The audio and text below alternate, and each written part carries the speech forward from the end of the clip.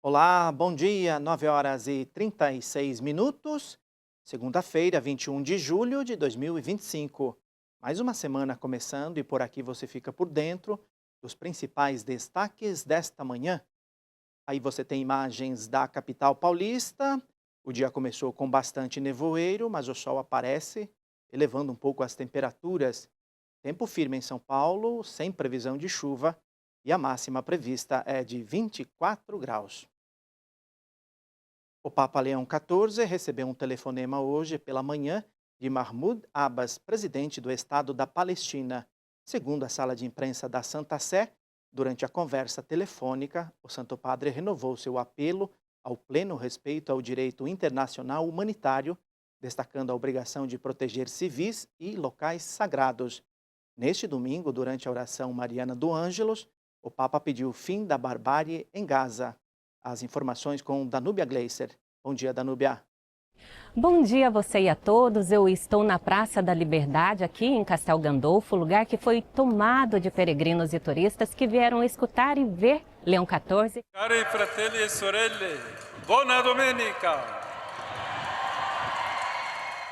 Em sua reflexão no Ângelus, destacou a hospitalidade apresentada na liturgia, na atitude de Abraão e de Sara e em seguida das irmãs Marta e Maria, amigas de Jesus. Explicou que é preciso humildade, tanto para hospedar como para ser hospedado. E que fazer-se hóspede é dar espaço e também pedi-lo, acolher e deixar-se acolher. Afirmou que temos muito para receber e não apenas para dar. Em seu apelo, o Papa voltou a falar do ataque que atingiu a única igreja católica na faixa de Gaza na última quinta-feira, onde 3 pessoas morreram e outras ficaram feridas, inclusive o pároco da Sagrada Família, Padre Gabriel Romanelli. Leão clamou: peço novamente que pare imediatamente a barbárie da guerra e que se alcance uma resolução pacífica do conflito. Mais cedo, 1.500 fiéis estiveram presentes na missa presidida por Leão XIV na Catedral de Albano. Para chegar ao local, Leão fez um percurso a pé, cumprimentando peregrinos e turistas.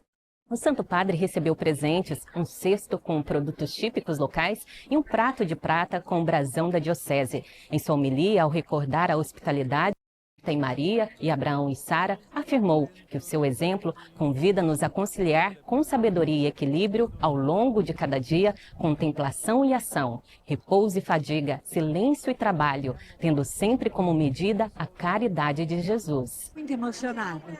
Momento assim inesquecível que eu vou levar para o resto da minha vida. Uma experiência ótima, muito bom. De Castel Gandolfo, Danúbia Gleiser para o Boletim de Notícias. Obrigado, Danúbia. E o agravamento da situação na faixa de Gaza é destaque na imprensa internacional. Moradores de Gaza condenam ataques israelenses em postos de ajuda humanitária neste domingo. Ao menos 73 pessoas perderam a vida e há dezenas de feridos depois que as forças israelenses abriram fogo contra um grupo de palestinos que, segundo o Ministério da Saúde da região, aguardavam ajuda humanitária. O Programa Mundial de Alimentos da ONU disse em comunicado que uma multidão foi alvejada logo que cruzou a fronteira entre Israel e os postos de controle em direção aos caminhões com suprimentos. O Hamas exigiu que haja investigação internacional urgente sobre os mecanismos de distribuição de ajuda organizados por Israel e Estados Unidos, o que chamou de mecanismo sistemático de assassinato de civis. E para o Brasil, porque o prazo para aposentados aderirem ao plano de ressarcimento do INSS termina nesta segunda-feira. E o governo brasileiro tenta reabrir canais de negociação com os Estados Unidos para tratar das tarifas. Assuntos para Liana Nunes, direto de Brasília. Bom dia, Liana. Olá, bom dia a você, bom dia a todos. É isso, termina nesta segunda-feira o prazo para que aposentados e pensionistas do INSS que tiveram aí os descontos indevidos em seus benefícios se manifestem e também confirmem ali uma adesão ao plano de ressarcimento oferecido pelo governo federal. Quem der o aceite até hoje será incluído no primeiro lote de pagamento previsto então para esta quinta-feira, a devolução que deve ser feita ali diretamente na conta onde o beneficiário disponibilizou. A estimativa é atender, então, cerca de 100 mil pessoas por dia e mais de 500 mil já aceitaram o acordo. Mudando de assunto, o governo brasileiro aguarda um posicionamento dos Estados Unidos para tentar aí avançar nas negociações sobre o tarifaço, sobre a tarifa ali anunciada pelo Donald Trump, que impôs uma taxa de 50% às exportações brasileiras. Apesar de cartas já enviadas pelo governo federal, ainda não há uma resposta oficial. Segundo o próprio Palácio do Itamaraty, os canais diplomáticos seguem fechados e nenhuma missão brasileira aos Estados Unidos está confirmada até o momento. Deputados e senadores que planejam uma viagem a Washington, capital dos Estados Unidos, ainda enfrentam incertezas. A comitiva busca um diálogo com autoridades americanas sobre as barreiras comerciais, mas até agora não há uma garantia de que serão recebidos por representantes para negociar qualquer situação. A gente continua acompanhando de essa pauta e eu volto com você no estúdio. Obrigado, Liana. Cidades do estado de São Paulo registraram nesse final de semana níveis críticos de umidade do ar. E diante dessas condições climáticas, a Defesa Civil mantém um alerta para o clima seco até pelo menos amanhã. A repórter Aline Mércio tem mais informações. Bom dia, Aline. Bom dia, Sidney, a todos que nos acompanham. Exatamente. A Organização Mundial da Saúde considera níveis críticos quando a umidade relativa do ar chega a 20%. E no último sábado, segundo a Defesa Civil do Estado de São Paulo, a cidade de Tupã viu esse número chegar a 15%. E esse alerta de baixa umidade do ar segue até amanhã. Mais cedo, nós conversamos com a Defesa Civil sobre esse assunto. Vamos conferir. A Defesa Civil emitiu na última quinta-feira um alerta acerca dos principais riscos, os focos de incêndio e as regiões que estão em estado de alerta e até em de emergência para os próximos dias. O alerta, sim, até amanhã. E, de acordo com a nossa leitura, né, muitas regiões já estão em estado de alerta, algumas já vão estar em estado de emergências, com destaque para a região centro-oeste do estado e região norte.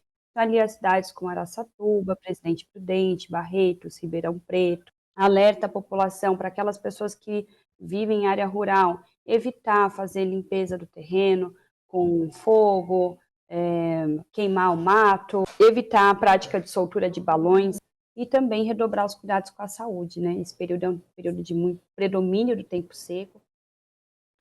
Temperaturas amenas em boa parte do Brasil e baixa umidade do ar no centro-oeste, no interior nordestino e do sudeste. Veja como fica o tempo em sua região. As temperaturas seguem baixas no sul do país. A tarde fica mais fria em Porto Alegre e em Florianópolis, mas sem previsão de chuva. Tem alerta para baixa umidade do ar para o noroeste do Paraná. No sudeste, as temperaturas ficam mais baixas no leste e sul de São Paulo e também no sul de Minas. O ar continua seco no interior da região. As temperaturas sobem no decorrer do dia na cidade do Rio de Janeiro e em Vitória. Dia de sol e com poucas nuvens na capital paulista e em Belo Horizonte. No centro-oeste, as temperaturas sobem no período da tarde. Não chove em nenhum dos estados. Entre Goiás e o nordeste de Mato Grosso, a umidade do ar fica entre 20% e 12%, o que exige muita atenção. No norte do país, tem pancadas de chuva fortes entre Roraima, no oeste do Pará e do Amapá. O tempo fica firme e seco entre Rondônia e Tocantins. E no nordeste, tempo instável entre o sul da Bahia e Salvador. Entre Aracaju e João Pessoa, pode ter chuva moderada com aberturas de sol. O mesmo acontece em São Luís. No interior nordestino, a umidade do ar fica baixa. Há 56 anos, pela primeira vez, o homem pisava na Lua. Isso ocorreu em 20 de julho de 1969. Para celebrar a data, o Papa Leão XIV visitou o Observatório do Vaticano em Castel Gandolfo. Logo após o Ângelus, o Papa se dirigiu ao Observatório Astronômico do Vaticano, um dos mais antigos do mundo, criado em 1582 e que fica localizado nas vilas pontifícias de Castel Gandolfo. O Santo Padre conheceu telescópios e alguns instrumentos de estudos usados pelo Departamento de Astrofísica. Após a visita, o Papa disse em sua rede social que telefonou a Buzz Aldrin, um dos astronautas que esteve na Lua. Juntos, segundo o pontífice, refletiram sobre o mistério e a grandeza da criação. A edição de hoje termina aqui. Acesse nosso site, siga a gente nas redes sociais e acompanhe o Canção Nova Notícias às 6:45 da noite. Obrigado por ficar conosco, bom começo de semana. Amanhã voltaremos com mais informações ao vivo de São Paulo.